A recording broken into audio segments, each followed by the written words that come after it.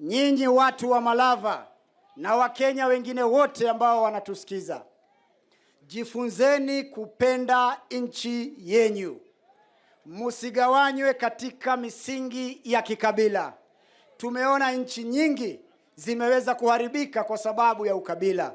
Na si mbali majirani zetu pale Rwanda, Burundi zinaharibika kwa sababu ya misingi ya kikabila.